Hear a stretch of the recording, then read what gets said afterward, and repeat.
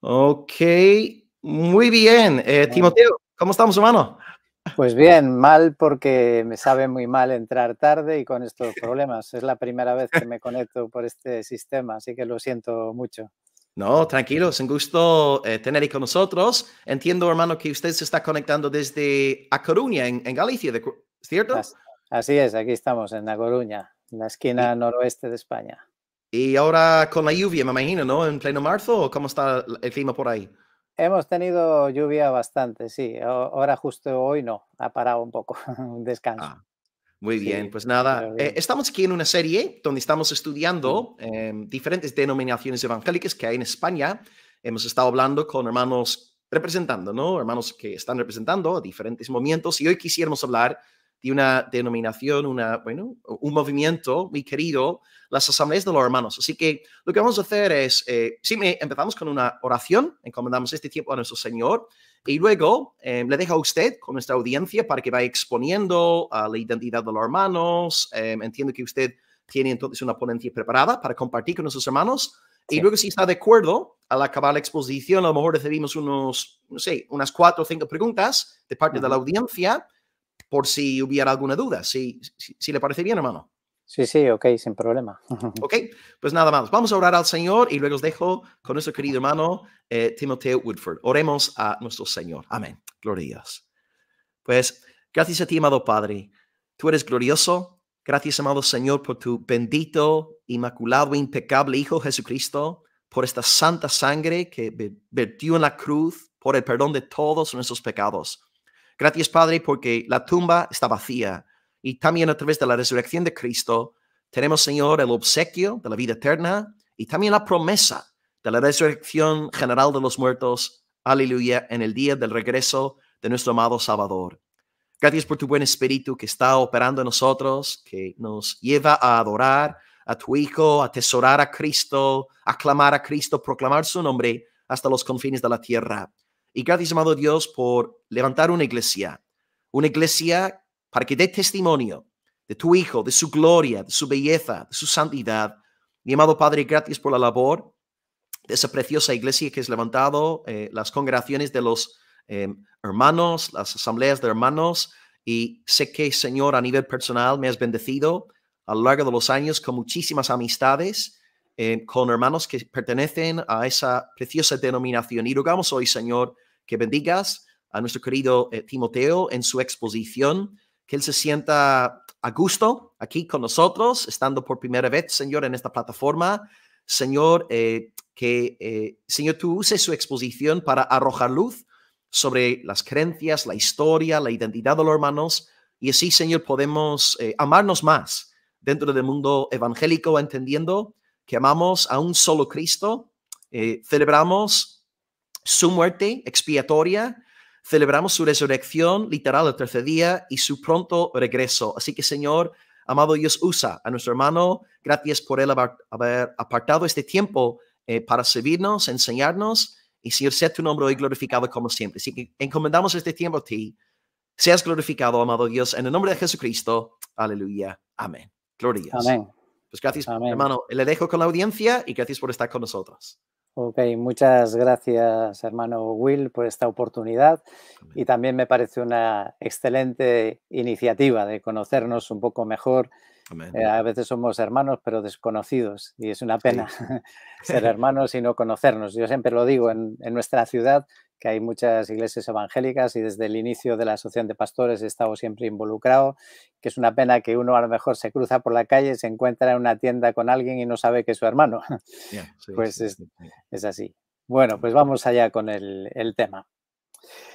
Bueno, nosotros hablamos de un movimiento que nace de creyentes que rechazan esta idea de denominación precisamente, ¿no? Y bueno, por eso preguntamos quiénes son los hermanos o las asambleas de hermanos y cuáles son sus creencias principales. Pues inicialmente surge de hermanos que rechazan esta idea de que haya denominaciones y por lo tanto también se niegan o rehúsan ser llamados como una denominación más, sino solamente quieren que les llamen cristianos o cristianos evangélicos. Pero claro, en la práctica es bastante utópico porque si no eres bautista, ni metodista, ni anglicano, ni menonita, ni pentecostal, ni otra cosa, entonces, ¿qué eres? Y lo cierto es que fueron otros que les empezaron a este grupo de creyentes, les empezaron a llamar los hermanos. ¿Por qué? Pues porque entre ellos se referían así, se llamaban hermanos en Cristo y no buscaban ni aceptaban otras distinciones como puede ser el clero y los laicos o pastores ordenados, sino que aquí todos igualmente hermanos. Y también fueron conocidos como hermanos de Plymouth porque en los inicios del movimiento en el sur de Inglaterra surgió una congregación pujante que, por ejemplo, en 1850 se dice que al menos un miembro de cada familia de la ciudad estaba en esa asamblea. Así que, pues en nuestro círculo de iglesias, nuestra familia de iglesias, pues cuando se asume que seamos llamados a hermanos, o asambleas de hermanos, hay muchos que enfatizan hermanos sí, pero con H minúscula, para que no se haga ese título de denominación. En realidad hablamos de un movimiento del espíritu porque surge de una manera interesante por la confluencia espontánea de creyentes, de estudiosos de la Biblia, que en diferentes países, diferentes incluso contextos religiosos, pues a principios del siglo XIX, propiciado seguramente por la crisis mundial, la crisis europea principalmente, a finales del siglo XVIII, debido a las guerras de Napoleón y la Revolución Francesa, que fue una revolución en contra de Dios y en contra de la religión, pues surgió una gran inquietud en personas que comenzaron a estudiar las Sagradas Escrituras y eso trajo en Europa y en Inglaterra en particular un despertar espiritual. Y entre otras cosas fue la época, ahí a finales del siglo XVIII y principios del XIX, que nacieron las sociedades bíblicas con este afán y este deseo de impulsar la difusión de la Biblia. Antes de hablar un poco más de los hermanos en sí, me gustaría ponerlo en el contexto histórico, porque a veces no se entiende bien a los evangélicos, por lo menos en aquellos que no son de círculos evangélicos. Y con frecuencia a nosotros pues, se nos tilda o se nos ve como grupos nuevos que han surgido apartándose de la iglesia verdadera. Sin embargo, creo que es todo lo contrario, que las denominaciones evangélicas precisamente deben ser vistas como movimientos de restauración o movimientos de renovación en el contexto pues, de una iglesia que paulatinamente se había alejado de la sencillez original, había incorporado muchos dogmas y ritos y normas, especialmente a raíz del siglo IV, cuando se une la iglesia con el Estado y se convierte en religión oficial del Imperio Romano. Sin embargo, desde ese tiempo siempre hubo grupos de creyentes que se resistieron y sobrevivieron al margen de la iglesia oficial. Entre ellos podríamos mencionar los paulicianos en el siglo VII o más conocidos los valdenses en el siglo XII, que fueron los primeros, por cierto, llamados evangélicos. Hay un libro muy, muy recomendable acerca de esta parte de la historia de la iglesia muchas veces desconocida, que es la iglesia peregrina de Edmund Broadbent. Y explica cómo hubo eso siempre en la historia, esos grupos fieles al evangelio sencillo. Luego, en ocasiones, pues en la iglesia oficial se levantaron voces, se levantaron hombres, personas estudiosas de la Biblia que procuraban ajustar su vida y su predicación a las enseñanzas de la palabra de Dios, aunque normalmente eran perseguidos y reprimidos. Y ahí entra pues, la reforma del siglo XVI, que fue el momento de mayor impacto y dando origen pues, a lo que conocemos como el movimiento de los protestantes. Y sin duda la reforma del siglo XVI pues, restauró valores fundamentales de la fe cristiana, ¿no? Y por eso nosotros pues, compartimos, junto con los demás evangélicos, pues, aquellos valores de la reforma que se pueden resumir en esas famosas 5 solas, ¿no? La sola escritura como nuestra única norma de fe y de conducta, no la tradición, y además que esa palabra puede y debe ser examinada por toda persona. también la sola gracia como medio de puente de salvación, ¿no? La salvación es un regalo de Dios y es imposible que el ser humano la pueda obtener por méritos. Y la sola fe como el medio por el cual podemos recibir este regalo, el regalo de la salvación, y esa fe es la que nos otorga la justificación, que no la podemos lograr por obras, ni por medio de la Iglesia, ni por sacramentos, ni por ritos, ni de ninguna otra manera. Y también solo Cristo, porque Él es el único Salvador y mediador. Ni santos, ni Virgen María, ni la Iglesia, nadie puede hacerlo, solo Cristo, ¿no? Y luego, por supuesto, pues todo es para la gloria de Dios, porque todo es por Él y para Él y gracias a Él. Sin embargo, aunque esa reforma fue importante y fundamental y participamos de estos principios, la reforma del siglo XVI fue incompleta y se conservaba todavía muchas cosas del clericalismo. Y esa es la razón por la que surgen estos movimientos, los movimientos evangélicos, movimientos de renovación o de restauración. Y cada uno de ellos pues trata de ir recuperando esos principios bíblicos que todavía faltan. Y yo creo que es una manera también, un acercamiento interesante para entender las diferentes denominaciones como movimientos que descubren algún aspecto que se había descuidado, que se redescubre en la palabra. Por ejemplo, los anabautistas o Reforma Radical, pues ellos recuperan el bautismo de adultos, de personas arrepentidas y que han creído en Cristo, buscando el perdón en Cristo de sus pecados, porque claro, Lutero seguía bautizando niños. Lo mismo ocurre con la separación de Iglesia y Estado, que en las iglesias reformadas, protestantes, luteranas, pues se sigue manteniendo esa unión, incluso Calvino, ¿no? La unión Iglesia y Estado. Otras, por ejemplo, otro movimiento importante, pues el de los metodistas, pues ahí recuperan el énfasis evangelístico, hay que salir y hay que llevar la buena nueva a la gente.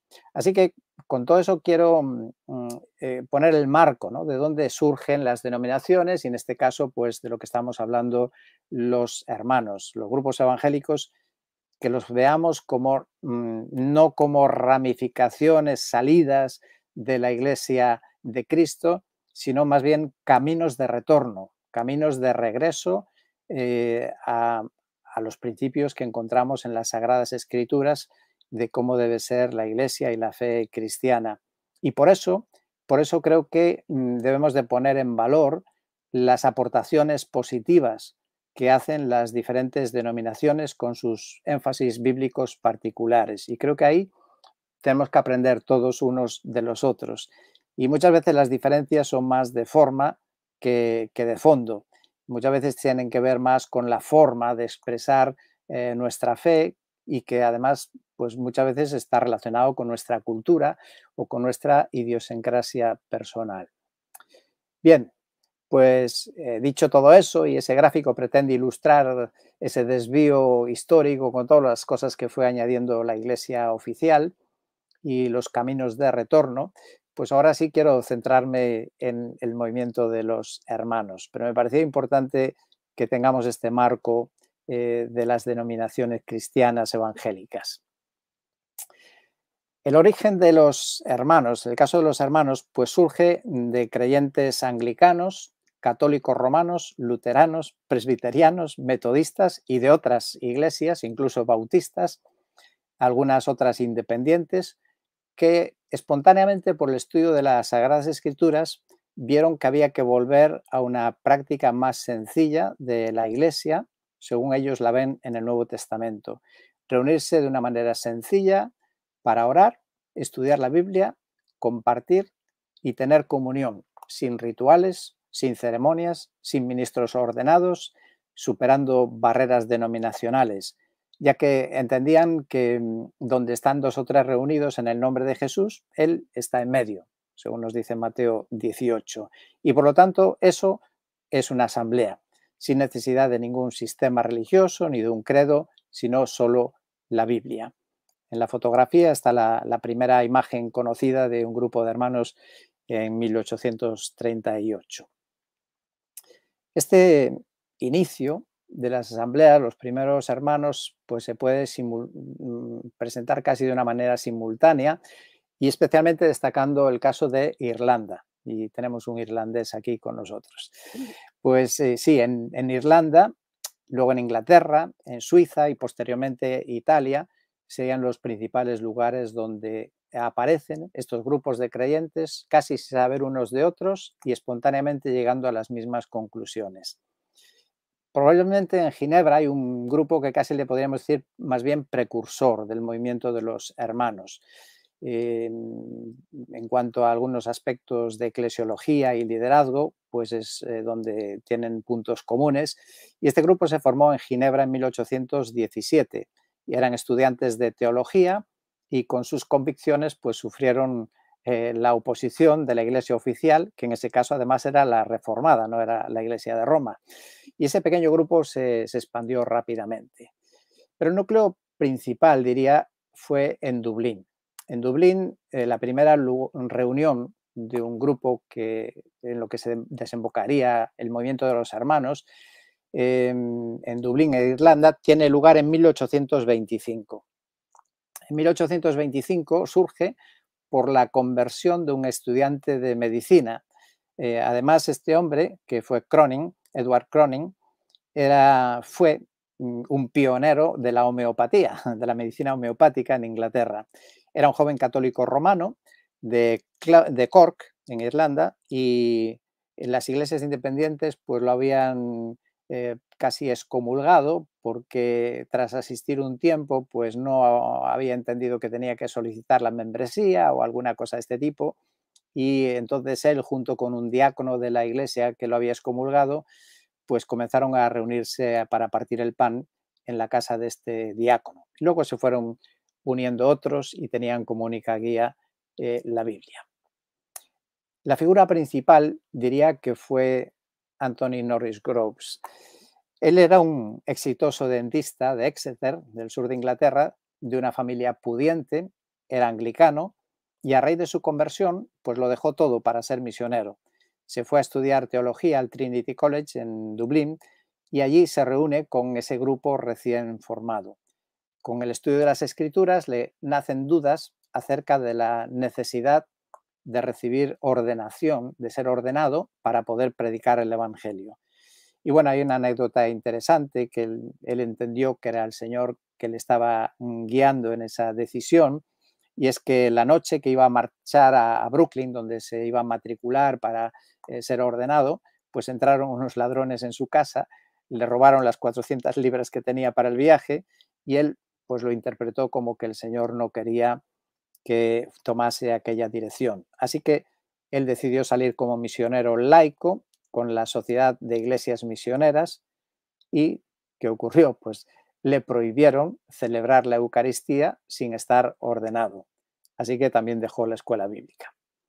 Había decidido este hombre ofrendar generosamente el 10% de sus ingresos a los pobres, pero pronto lo subió hasta un 25% y llegó a la conclusión de entender que él y su familia y todo lo que tenían pertenecía al Señor.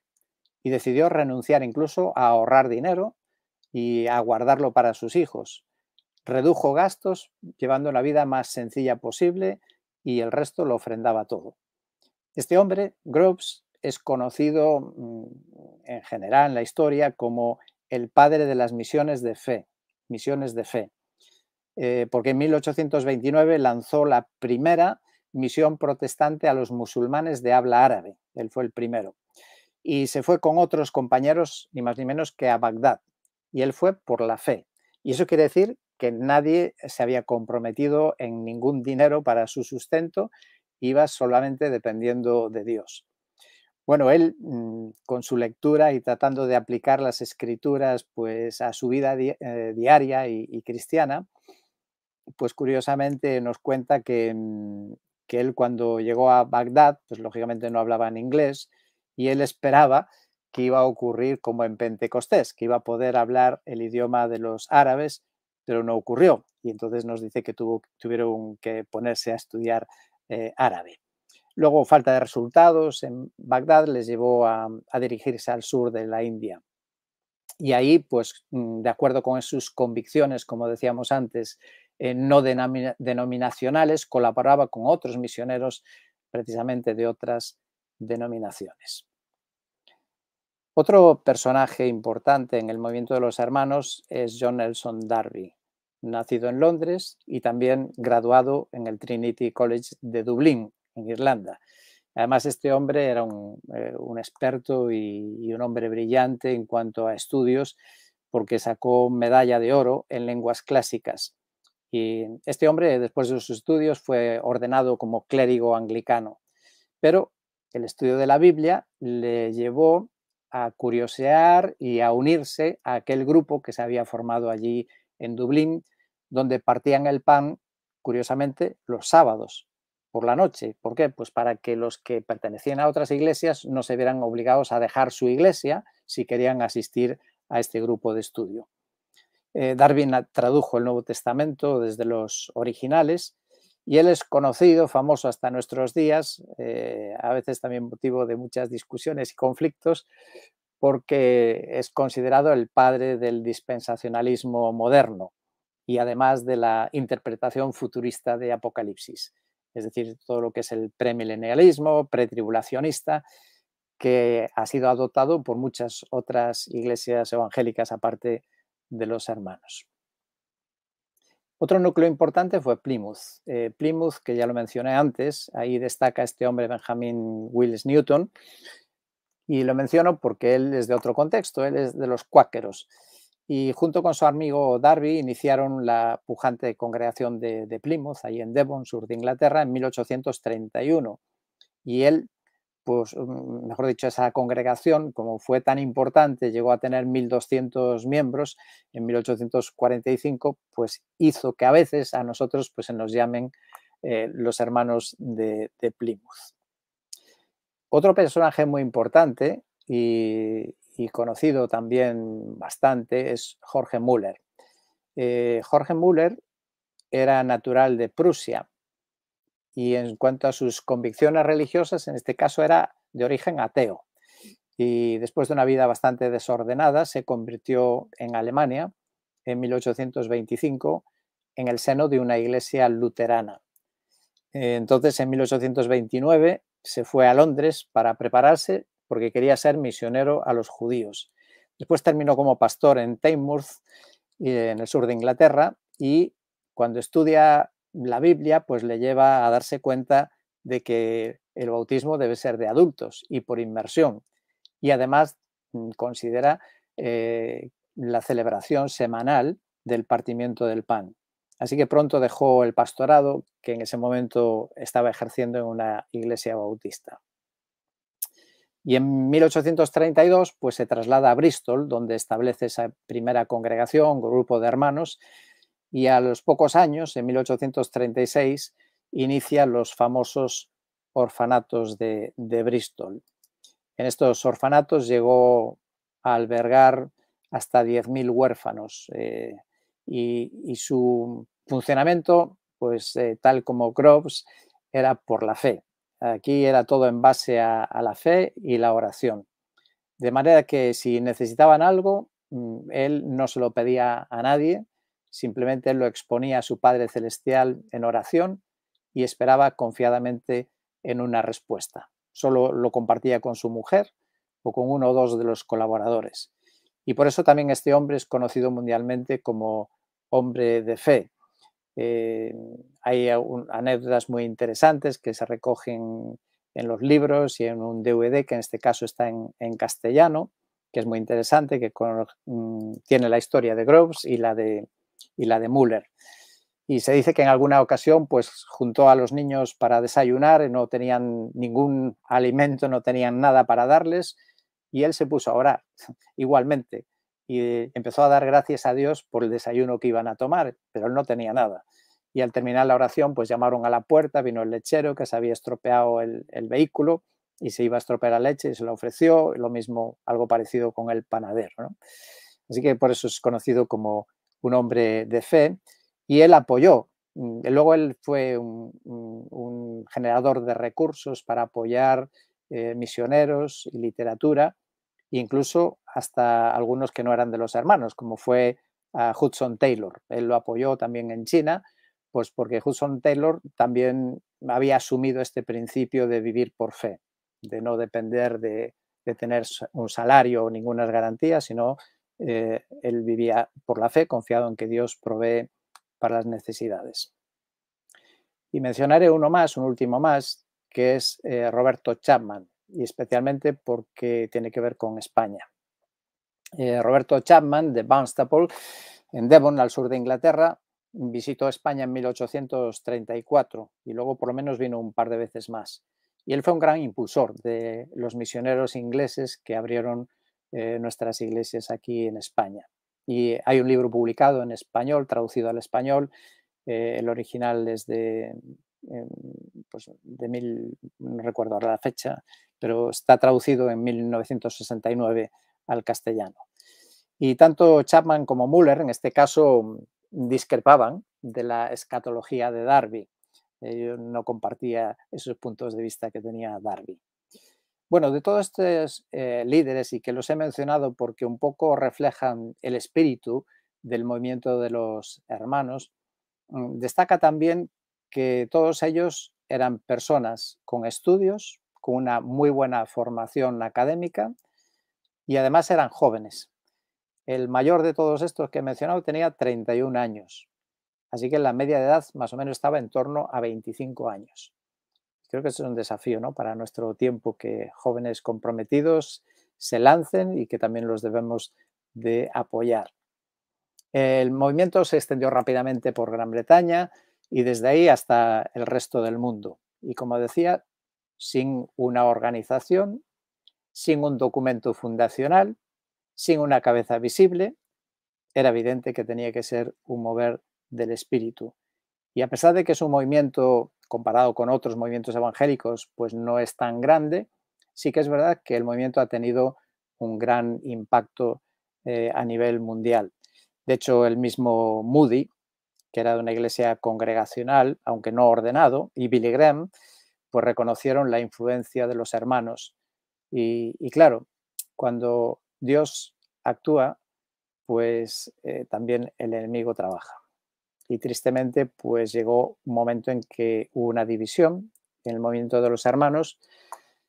Darby llegó a tener una preponderancia importante viajando por Europa, y cuando regresa a Inglaterra, pues discrepa sobre algunas cuestiones en relación a la membresía, de quién puede ser miembro o participar de la membresía o no, y esos temas de escatología que mencionaba antes.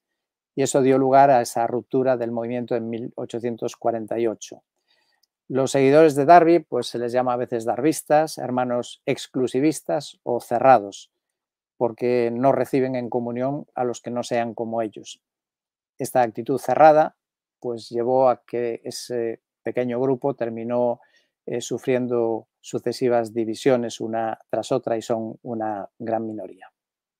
Los hermanos abiertos, que es donde me voy a enfocar más, crecieron rápidamente y siempre fueron más receptivos a los cambios, a la innovación, pues por ejemplo, la incorporación de instrumentos musicales u otras cosas. Y también más abiertos a la colaboración con otras denominaciones. Quizá hay que entender, ¿no?, la tensión que se produjo en ese momento de la ruptura, porque no es fácil. Hay dos extremos que tienen razón y no se pueden compaginar fácilmente. Es decir, ¿cómo se puede ser una iglesia abierta a la comunión de todos los verdaderos creyentes en Cristo, pero a la vez que sea una iglesia que conserve la pureza y la santidad, ¿no? Y bueno, pues es un equilibrio difícil, pero hay que intentarlo. Dicho eso, me gustaría entonces ahora ir concretando un poco más de cuáles son los distintivos, ¿no? ¿Qué es lo que nos distingue al movimiento de los hermanos? Hace unos años circulaba en tono de humor, y espero que nadie se ofenda con lo que voy a contar, pero para relajarnos un poco después de este bombardeo de información, pues decían que cuántos carismáticos hacen falta para cambiar una bombilla. Y la respuesta era 7. 1 para cambiarla y 6 para orar por el espíritu de tinieblas. Luego preguntaba, ¿cuántos bautistas hacen falta para cambiar la misma bombilla? Pues 7, 1 para cambiarla y 6 para organizar un comité de cómo cambiar bombillas. ¿Y cuántos de las asambleas de hermanos hacen falta para lo mismo? Pues la respuesta es cambiar. ¿Quién ha hablado de cambiar? Bueno, refleja un poco el carácter de las asambleas, a pesar de no tener esta organización central. Sin embargo, la dificultad es muchas veces de aceptar cambios, aunque ahora sí que ha cambiado bastante la cosa en los últimos años. ¿Qué caracteriza a los hermanos? Diría número 1, congregaciones locales independientes. Pues debido a eso, a que no tenemos un fundador, cada iglesia local es independiente, no tenemos una organización central, no tenemos un documento que nos defina, ni una entidad que nos represente, con lo cual, hoy por hoy, nada ni nadie puede ostentar siquiera una posición oficial de qué son los hermanos. Y con eso tengo que decir que lo que yo diga, pues también probablemente no representa a todos los hermanos, ni es una voz oficial. Y por eso he invertido también tanto tiempo en explicar acerca de los orígenes y la filosofía de inicio del movimiento. Es cierto que nos unen lazos de comunión, nos une la herencia que hemos recibido de los iniciadores del movimiento, y luego compartimos conferencias regionales, nacionales, internacionales y también entidades al servicio de las iglesias. Y estas aglutinan a un cierto número de asambleas para fines específicos, ¿no? Como puede ser fondos misioneros, revistas, campamentos, escuelas bíblicas.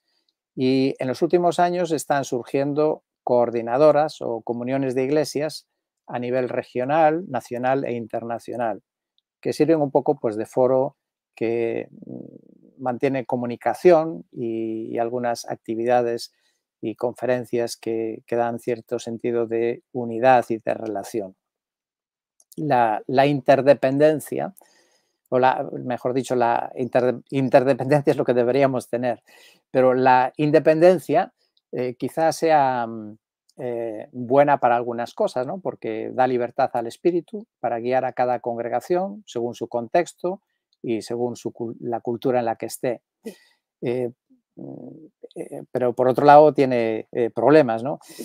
Otra ventaja puede ser que protege de una hipotética deriva, ¿no? Si la cúpula toma una deriva equivocada, y eso lo estamos viendo incluso en España en alguna denominación que tiene algunas dificultades por eso, pues puede arrastrar a todas las demás iglesias, ¿no? Pero por contra, pues resta efectividad. Cada iglesia local está un poco en merced a sus propios dirigentes, a la visión que tengan o su falta de visión, a las influencias que puedan recibir o a quedarse pues anquilosadas y morir. Y eso todo pues da como resultado que nuestra denominación pues se caracterice por la diversidad, tanto en prácticas, en cualquier lugar pueden ser hasta bastante diferente una asamblea de otra, puede haber asambleas que no se parezcan mucho, ¿no?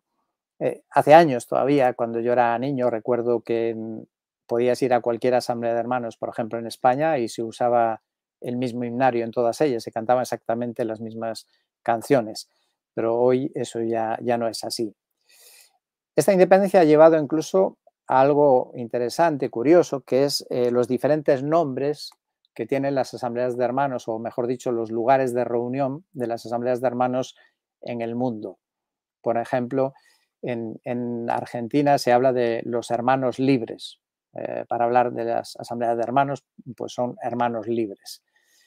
En otros sitios, por ejemplo, los lugares de reunión en Inglaterra suelen llamarse sala del Evangelio o capilla de la Biblia. En España a veces capilla evangélica. En Cuba, Bolivia y Venezuela, congregados en el nombre del Señor. En Guatemala y Honduras son salas evangélicas. En Brasil son casas de oración. En la República Dominicana son templos bíblicos.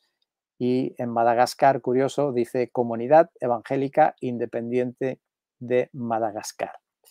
Así que hay para todos los gustos. Pero tenemos comunión, otro distintivo. Comunión en el sentido de la unidad de todos los verdaderos creyentes en Cristo sin barreras denominacionales.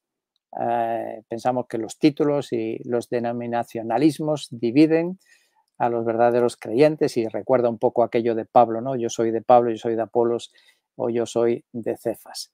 Y pensamos que todo creyente que ha sido aceptado por Cristo también debe ser recibido en la comunión de la Iglesia. Y ahí citamos Romanos 15, 7. Esa unidad la expresamos de una forma especial en la adoración y la comunión en torno a la mesa del Señor. En este caso voy a citar a Darby, que dijo, como nuestra mesa no es nuestra, sino del Señor, recibimos a todos aquellos que Él recibió. Bueno, eso lo dijo en 1838, después no sé si realmente siguió practicando eso exactamente. Cuando el lugar lo permite, incluso curiosamente, como he puesto ahí, algo se ve en la fotografía, pues intenta poner los bancos o algunos bancos con un gesto de rodear la mesa, ¿no? Por la idea de estar en torno a la mesa del Señor. Normalmente solía ser un bollo de pan nada más que poníamos en la mesa y luego era partido, dividido y repartido entre los hermanos y cada uno iba cogiendo su pellizco. Esto era también bastante típico de las asambleas de hermanos y quizá ese pellizco pues era una manera muy literal de tomar ese texto del pan que partimos, pues no solamente lo parte uno, el que ora o da gracias por el pan, sino que cada uno partimos también tomando nuestro trocito del pan.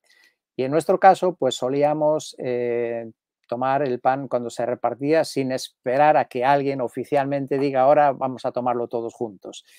Y claro, ocurría que a veces cuando uno de la Asamblea de Hermanos visitaba una iglesia bautista u otra donde esperan todos con su pan en la mano para tomarlo todos juntos, pues él cuando se lo daban se lo comía y luego se sentía así un poco incómodo, ¿no? Bueno, esos son anécdotas y como digo, pues son detalles que incluso en la actualidad ahora ya no diría que definen a una asamblea de hermanos porque, bueno, pues los tiempos nos han marcado, sobre todo COVID-19, que tenemos que hacer algunos cambios. Sí, también suele caracterizar a las asambleas de hermanos que la celebración del partimiento del pan es semanal. Pues tomando Hechos 27, donde dice que el primer día de la semana se reunían para partir el pan y vinculado pues a ello tenemos también el culto.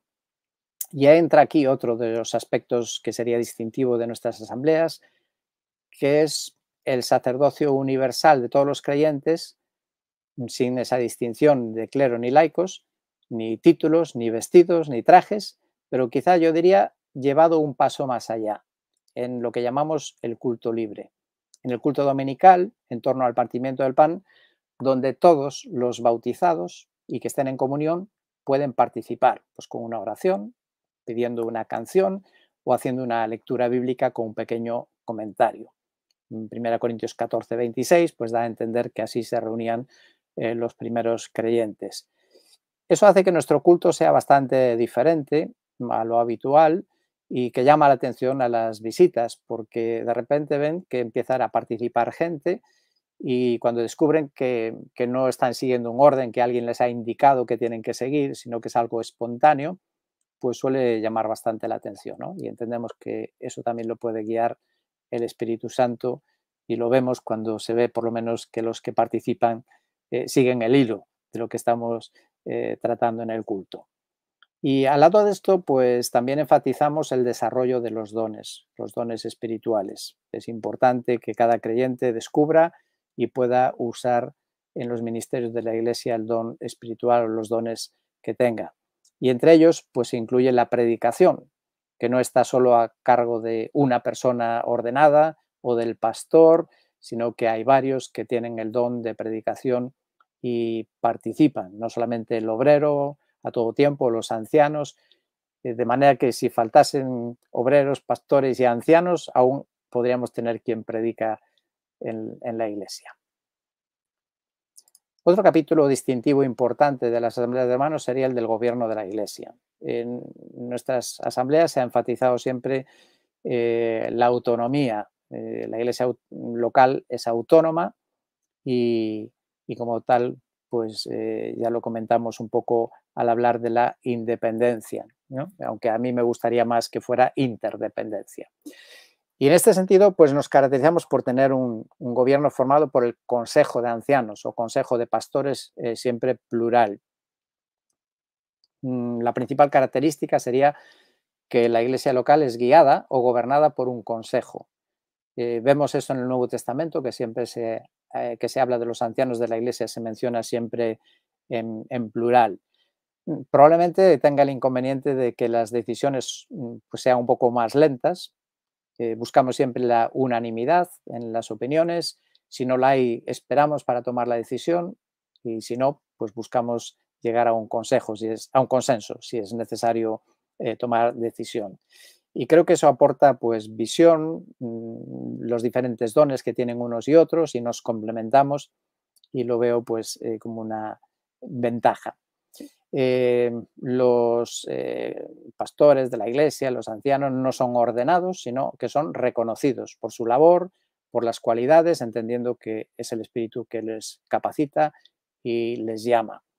Tampoco los elige la iglesia, o por lo menos en general, sino que buscamos el modelo del Nuevo Testamento, por ejemplo en Hechos 14, cuando se llama a Pablo y Bernabé para ser misioneros, pues dice que fueron designados, ellos luego fueron designando en las iglesias ancianos, los designaban ellos y los encomendaban al Señor.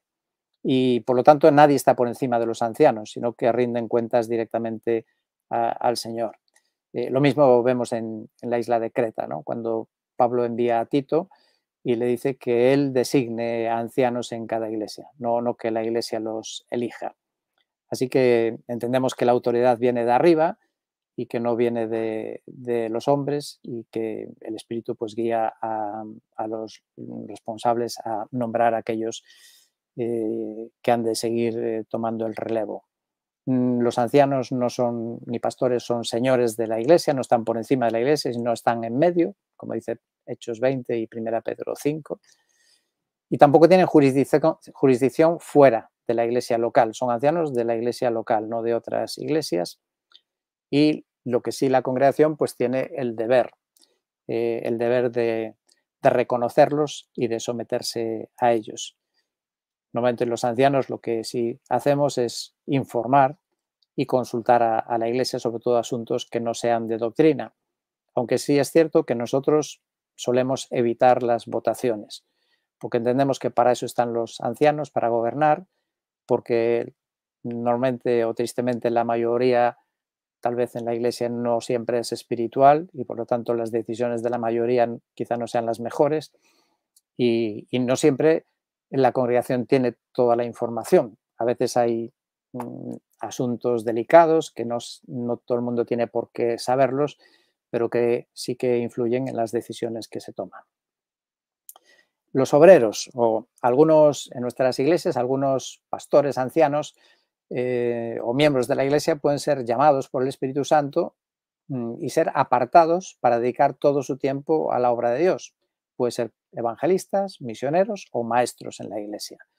Y ahí pues tenemos las citas en Hechos 13, 1 Timoteo 5, en los que se habla de ello.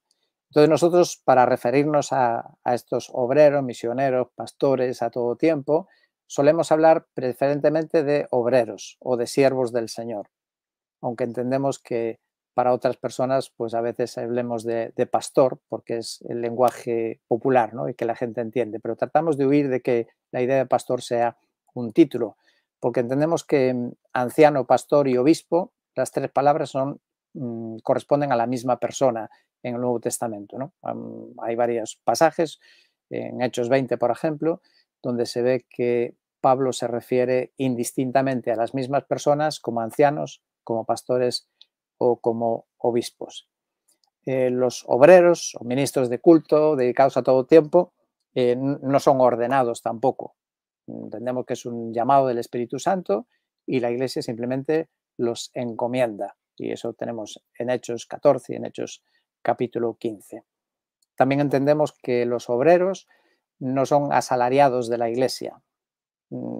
A lo que llamarían otras iglesias el pastor de la iglesia, nosotros no lo consideramos un asalariado de la iglesia, sino siervo de Dios y que ha respondido por la fe al llamado de Dios, no en base a un contrato laboral tampoco, aunque el sostenimiento de los obreros pues es una responsabilidad de la iglesia que los encomienda y los obreros, nuestra norma en general es no pedir fondos para nada, para uso personal, y si no, pues presentarlos en oración al Señor, y el Señor a través de la Iglesia pues provee para los obreros.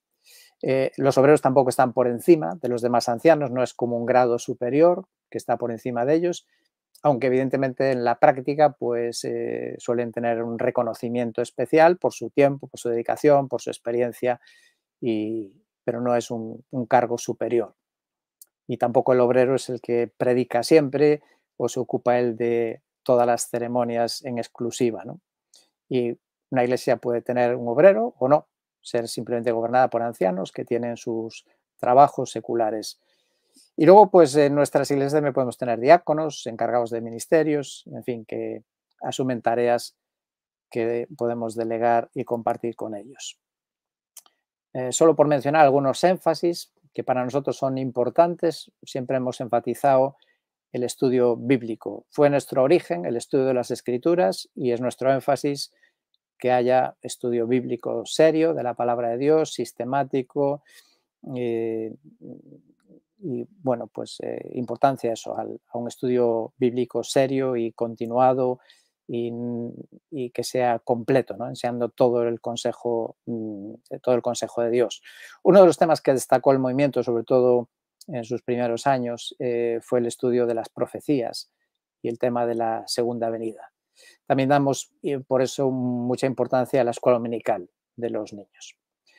Otra área de énfasis es el evangelístico, evangelizar en el área local, pero también más allá como misioneros, de manera que cada iglesia debe ser una sociedad misionera. Y desde pues nuestras asambleas han salido misioneros, y por eso hay iglesias en más de 140 países en este momento, con más de 40.000 congregaciones o 40.500 congregaciones, y hay más o menos unos 3.600.000 millones de asistentes regulares cada semana. Eso es una gráfica del crecimiento de las asambleas de hermanos en los últimos años, desde el año 2005 al 2022, pues ahí el crecimiento en congregaciones, en asistentes, en creyentes bautizados y en obreros.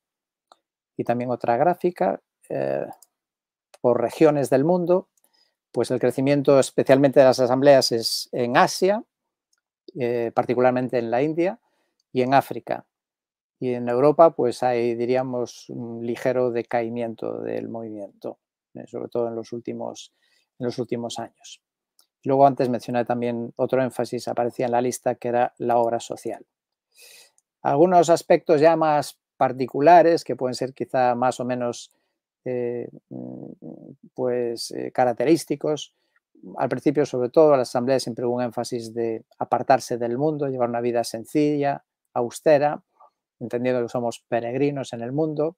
En cuanto a las ofrendas, no pedimos el diezmo, consideramos que puede ser orientativo, pero el principio del Nuevo Testamento entendemos que debe ser incluso más generoso, según cada uno haya prosperado, pues que aparte para el Señor. Así que no exigimos el diezmo nunca.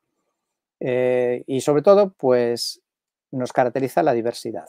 La diversidad, y ahí he puesto una lista de puntos, de temas, donde nuestro seno de iglesias, nuestra familia de iglesias, pues tenemos diversidad y no ponemos énfasis en ninguna de estas posturas, y cada iglesia local pues tiene libertad también, y cada creyente, para entender estos temas a veces que son tan discutidos, ¿no?, de una forma diferente, y tratar de no hacer de ello una bandera ni un problema, ¿no?, que no levante más problemas.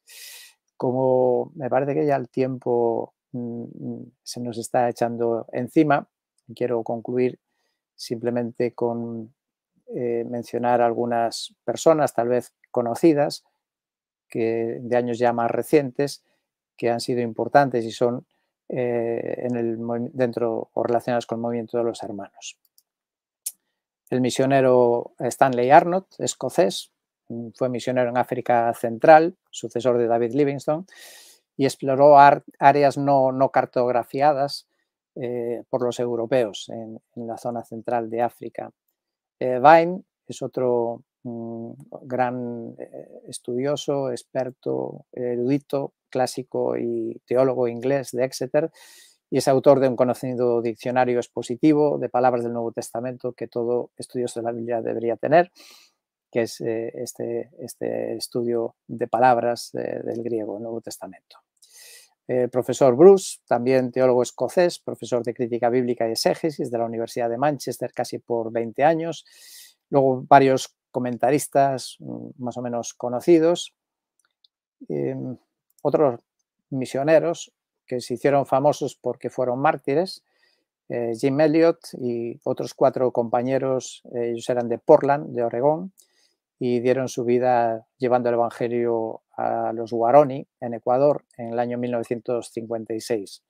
Su vida se cuenta en el libro Portales de Esplendor, que vale la pena leer, y también fue llevado al cine, en la película que en España tradujeron el título de una manera muy particular, ¿no? Porque en Latinoamérica lo tradujeron mejor, porque tradujeron la punta del espíritu, de la punta de lanza, pero en España le tradujeron como el final del espíritu.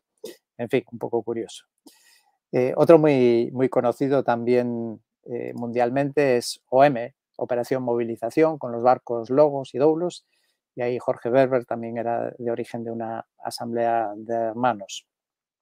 Y ya que estoy aquí con un hermano irlandés, David Gooding, no sé si lo llegarías a conocer. Él era natural de Ipswich, pero fue profesor de griego del Antiguo Testamento en la Universidad Reina de Belfast. Él y su amigo John Lennox, que todavía vive, que es un gran apologeta, profesor de matemáticas en la Universidad de Oxford y que ha participado en debates públicos con ateos tan conocidos como Richard Dawkins. Y ya en Alemania, pues también otro importante, Eric Sauer, director de un instituto bíblico y que escribió unos títulos bastante conocidos como La aurora de la redención del mundo y El triunfo del crucificado, que lo que presenta es la historia de la salvación en el Antiguo Testamento y en el Nuevo Testamento. Y ya en último, por mencionar a Luis Palau, conocido mundialmente, famoso evangelista, amigo de Billy Graham, pues también era de las asambleas de hermanos. Y bien, pues solo una palabra final. Pues me gustaría decir que, bueno, aquí hay algunos libros, aparte de los ya mencionados, traducidos al español. Pues me gustaría decir que las asambleas, pues aunque seamos una denominación más o menos pequeña, relativamente pequeña, pero sí que ha sido de gran impacto. Y bueno, pues a veces hay gente que huye del nombre, unos por esa idea que os comentaba antes, ¿no? De no somos una denominación, y otros pues porque el movimiento de hermanos cerrado pues quizá no les gusta y entonces por eso huyen de llamarse hermanos. Bueno, ahí hay algunos libros interesantes en español, traducidos al español, que reflejan todo lo que he estado comentando, y me gustaría terminar pues eso, con que el espíritu que movió a los que iniciaron nuestro movimiento, donde todo nacido de nuevo es bienvenido y la variedad además nos enriquece, pues que veamos que juntos siempre podemos más y que todo eso sea para la gloria de Dios, para la salvación de los perdidos, que es mucho más importante que nuestros énfasis particulares. Pues muchas gracias y quedo a vuestra disposición. Amén. Muchísimas gracias, Timoteo. Fascinante el recorrido, escueto, y podía estar aquí 3 horas, escuchándole hablar, así que... Sí, ha sido un poco precipitado para meter tanto, pero bueno, me parecía importante, sí. Amén. Pues tenemos aquí bastantes preguntas. Sí. Yo sé que algunas preguntas ya las ha contestado en la exposición. El tema es que a veces hay hermanos que por cuestiones laborales entran un poco más tarde y de ahí entonces las dudas, pero... y si también prefiere no contestar algo, tranquilo, saltamos la pregunta y compartimos, sí. Lanzamos otra. Si no, la puedes contestar tú. Por cierto, hablando de los irlandeses, Gooding sí. Gooding, no es que lo haya conocido, pero sí que he leído libros de él. Sí. Su comentario a Lucas, si no me acuerdo mal. Sí, que lo tenía. Hechos y Lucas, sí. tiene. claro. Y Lennox, sí, Lennox tengo aquí un montón de libros de él. Él es uno Muy de bueno. mis, bueno, iba a decir héroes, pero un referente. No sabía que perteneciese a los hermanos, no lo sabía. Acabo de aprender eso Sí, ahora con ustedes, así que qué bueno, sí, no lo sí, sí. sabía. Gloria a Dios. Sí, yo le Amén. conocí hace muchos años, cuando era casi un adolescente, sí. Tuve el privilegio Wow, de estar con él, sí. gloria a Muy Dios. bueno, sí. Ok. Pues bien, tenemos aquí varias preguntas para nuestro querido hermano Timothy Woodford, que está en A Coruña, en norte de España. La primera pregunta, bueno, el hermano ya respondió. Hay algunas preguntas que, de nuevo, el hermano ya contestó varias preguntas aquí, pero sé que algunos habéis entrado tarde. Sibo Fiel pregunta entonces, ¿son todos los hermanos entonces dispensacionalistas o hay variedad en cuanto a esa cuestión?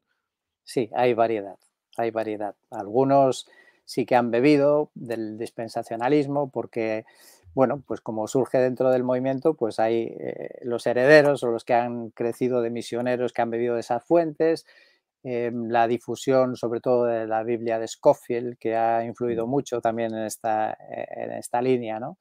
Pero no, yo creo que no diría, no podría decir si son más o menos, pero creo que ese tipo de énfasis no, hay algunos que sí y otros que no. Muy bien, muy bien. En España, de hecho en Galicia también, está el hermano Samuel Pérez. Él es de los hermanos también. Samuel Pérez Millo, sí, hombre, fue mi profesor de escuela dominical. Wow, Y estuvo, su primera mujer es carnal de mi mujer. Sí, vaya. sí, Samuel Pérez Millo, sí, sí, él es de los hermanos de toda la vida, sí, Sí, sí, su abuelo fue además un colportor, estaba en la iglesia con mi abuelo, porque mi abuelo fue misionero inglés y estaba en la misma iglesia en Vigo, sí, y ahí qué nací yo. fuerte. Él, de hecho, va a estar con nosotros ahora en Almería en el mes de mayo, si no me acuerdo mal. Así que tengo muchas ganas de conocerlo en persona y Ajá, estoy en casa con su comentario a Juan, su sí, comentario sí, exegético al griego y vamos, un manjar. Así que qué ujú, bueno. Pues gloria a sí, Dios. sí. Ok, Isaac nos pregunta desde México, ¿cómo se relacionan con las personas que se oponen a su movimiento? Qué pregunta es fuerte. Bueno, yo creo que hay que responder con amor. Ya, ya. Y, y bueno, pues paciencia yo creo que tolerancia es una palabra importante que debemos de tener, ¿no? Sin tolerar el pecado, no, pero sí que discrepar en amor, ¿no? Y yo Amén. veo eso en la Biblia, de que es más importante la comunión que tener razón, Ya. lógicamente dentro de unos límites. Sí, A sí, mí sí, me sí. gusta mucho leer cómo Pablo responde al conflicto entre dos hermanas en una iglesia. En Mm, Filipenses nos cuenta de que ahí hay un conflicto. Y digo yo, ¿y Pablo no podría decir quién tenía razón y quién no y cortar por mm, lo sano y decir, mira, esto es así y ya está? Ni mm. una palabra. Él dice, mira, por favor, ayuda a estas hermanas que se pongan de acuerdo, ¿no? Busca una mediación y que se Mm. pongan de acuerdo. Bueno, pues si alguien se enfada con nosotros, pues lo siento por él, ¿no? Pero le seguiremos amando igualmente. Amén. Sí, Amén. si es un hermano en Cristo, es mi hermano igual. Lo siento por él, que tendrá que aguantarme en el cielo, pero Amén. Gloria a Dios, sí, está bien. Me gusta mucho, por cierto, hablando del humor, la ilustración de la bombilla que me estaba partiendo. Así que está. sí, es muy simpática, sí. También Sí. hay otra de los hermanos libres. Además, esta la cuenta Samuel Pérez Millos, seguro que te la puede contar mejor que yo. Pero decían de uno, ¿no? Que era que él era de los hermanos. Ah, Y después se pasó a los hermanos libres. Y mm. después dijo, y ahora soy libre de los hermanos. Ay, qué bueno. Gloria a Dios, qué bueno. A ver. Milagros pregunta, bueno, de nuevo, si no sabes, tranquilo. Watchman Nee y John Elliot Howard, el segundo no lo conozco, ¿fueron ellos miembros de las asambleas de hermanos? Sí, sé que Watchman Nee sí que estaba relacionado, por lo menos, aunque creo que su línea, había algunos puntos ahí doctrinales que sí que no compartiríamos 100%, pero en este momento sí que no podría dar los detalles, pero sí sé que Watchman Nee estuvo relacionado con el movimiento, pero había algunas discrepancias, sí. Ahora exactamente no recuerdo. Y el otro, John Elliot, si es Howard, me suena este apellido Howard y es posiblemente que sea de los hermanos cerrados, pero no lo sé. Ok. Francamente no lo sé. Sí, entiendo la distinción entre entonces hermanos libres y hermanos cerrados. A ver, si yo, por ejemplo, me congregase ese domingo en una iglesia de los hermanos cerrados, ellos no compartirían la cena conmigo, pero si fuese una iglesia de hermanos libres, ellos no tenían problemas con que yo participara. Es así, ¿verdad? Sí, así es, sí. Si vienes a nuestra iglesia, nadie te va a decir que no puedes tomar la comunión, Ok. sino al contrario, te vamos a decir, tú eres creyente, estás bautizado, estás en comunión en tu iglesia, es tu problema, es tu conciencia Muy y bien. es encerrados no. De hecho, yo cuando he visitado Inglaterra en algunas visitas, a propósito, he ido visitando asambleas de hermanos antiguas Mm. y entré una vez en Londres en una de esta línea cerrada y yo me senté allí, estaban sus círculos, su culto, todo, y entonces me preguntaron si llevaba una carta y yo no la Ah, llevaba. Le dije quién era, pero me dijeron que no podía tomar del pan y del ah, vino. ok, wow, Sí, ok. eso es la línea cerrada, sí, que Sí, sí, sí, pide sí, esa sí. carta. Yo creo que es bueno, no bueno, lo tenía en la lista de cosas que no paré a comentar porque si no me iba a alargar mucho, pero Mm, una de las cosas que nosotros solíamos pedir bastante y creo que es bueno son las cartas de recomendación. yeah, yeah. Creo que es muy sano Sí, que sí, sí. cuando viajan hermanos, sobre todo si va un día de visita no importa, pero si va a estar Mm, una temporada mm, es conveniente llevar una carta de presentación. sí, sí, sí. Recuerdo que en nuestro punto de misión llegó una vez una familia de jovencitos, creo que eran de Uruguay, y le comentamos, oye, ¿por qué no puedes pedir una carta de presentación de tu iglesia, que el pastor de tu iglesia o los ancianos nos envíen una carta conforme tú pues estás en comunión, llevas una vida ordenada? Y se lo tomó así un poco casi de risa y dijo, bueno, lo importante es que me conozcas a mí Mm, y lo que diga la carta no importa. Y dije, mm. bueno, vale, pues entonces tendrás que esperar 2 años a que yo te conozca y después poder confiar que eres mi hermano. Si Yeah. no, ujú, Está bien, muy bien. Bueno, Vicente, y bueno, esta pregunta ya también salió contestada. A lo mejor puedo agregar algo nuevo para simplemente no repetir lo mismo. Los mm, hermanos creo no tienen pastor sin ancianos. Es posible que en una iglesia de hermanos, es posible que haya una congregación, digamos, en un proceso, es decir, que haya, digamos, un solo anciano con miras a luego incorporar pluralidad. Es posible que haya una iglesia, sí, una congregación sí en ese estado, digamos, interín. sí, lógicamente hay excepciones por situaciones. Pues si no hay nadie más que uno, o a veces había 3 ancianos o 5, se fueron muriendo, no hay relevo y conozco, sí, asambleas donde ha habido uno solo. Lo que Mm, pasa es que procuramos que eso sea la excepción, ¿no? Y que es sí, más sano que haya un equipo de ancianos. Y la pregunta esta, pues claro, la idea es que nosotros, pastor y anciano, diríamos que es lo mismo. De hecho, mm, yo cuando hablo de mis compañeros ancianos, yo digo, ellos son mis pastores, yo me someto yeah, a ellos, yeah, ellos son mis pastores. Y yo soy anciano, ellos son ancianos también. Y no hacemos esa distinción como pastor una categoría y anciano otra categoría, sino que mm, pastor y anciano es lo mismo. Ahora, muy es bien. verdad que hay ancianos pastores que dedicamos 100% nuestro tiempo a la obra y ya entiendo que en el círculo evangélico pues ya el término pastor define a estos, ¿no? Los que Yeah, nos estamos a todo tiempo y al final lo tenemos que asumir, es algo práctico, ¿no? sí, Pero en el sí, sí. concepto sí, pero sí que a veces se da que haya un solo anciano, no es lo deseable, pero sí puede ocurrir. Amén. Pues tenemos dos preguntas más y creo que, bueno, fáciles ambas.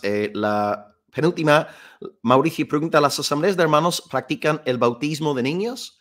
No, no, solo adultos que han hecho profesión de fe, que han entendido el Evangelio Bueno, y solo eso, bautismo de adultos por inmersión también, muy bien, muy bien. sí, eso compartimos con todo el movimiento evangélico, propiamente evangélico, diríamos que estamos ahí en la Sí, misma, sí, sí, sí. sí, compartimos.